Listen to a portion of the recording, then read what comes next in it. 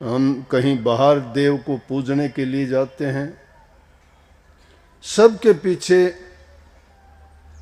कोई ना कोई महत्वपूर्ण चीज होती है।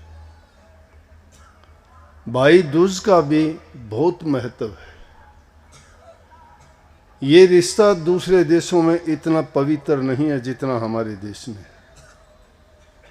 भाई और बहन का इतना पवित्र रिश्ता है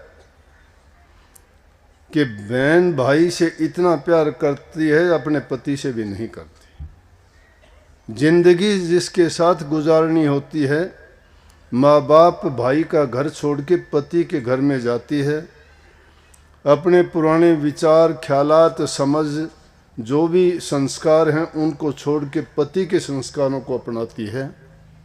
लेकिन अगर कोई ऐसा अवसर आ भी जाए कि पति और भाई में से किसी एक को चुनना हो, तो हमारे देश में ये माताएं पति को छोड़ के भाई को चुनती थी।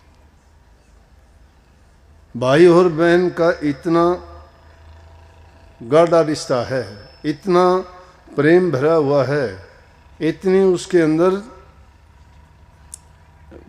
सच्चाई है।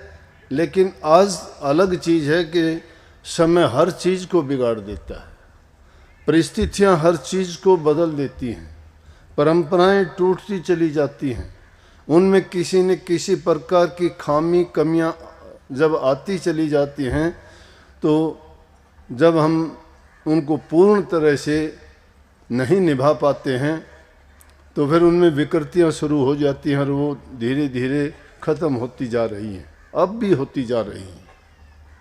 और भाई का भी ऐसा ही है कि अपनी बहन के लिए अपनी जान तक कुर्बान करने के लिए तैयार रहते हैं।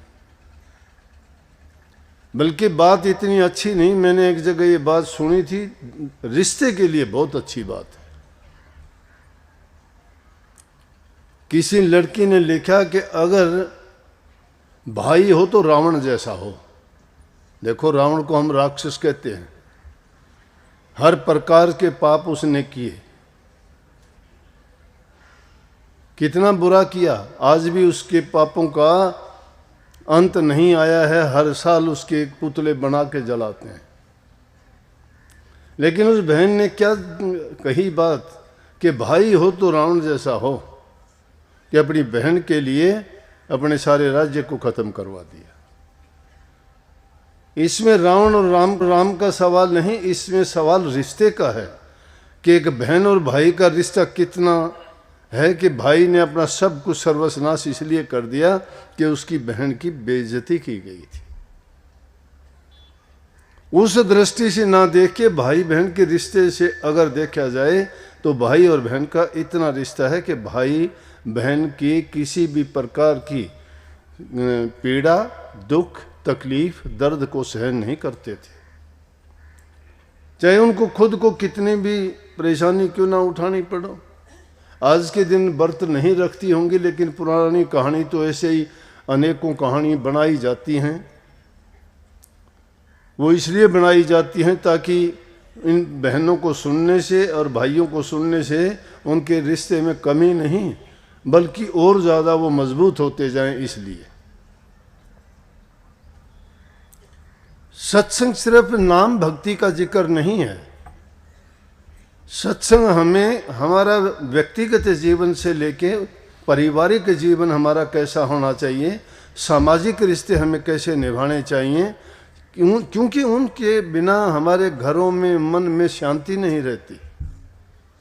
और जहाँ शांति नहीं है, जहाँ प्रेम नहीं है, वहाँ भक्ति इंसान कैसे कर सकता है। अब आप में से भी काफ़ी लोग आके, एक भाई ने कहा भी था मुझे, बोले ध्यान नहीं लगता। बोले जी ध्यान नहीं लगता, अब क्या जवाब दूं। 2 मिनट में सत्संग का कार्यक्रम था, ध्यान क्यों नहीं लगता। ज्ञान बढ़े गुणवान की संगत, ध्यान बढ़े तपसी संग की ने।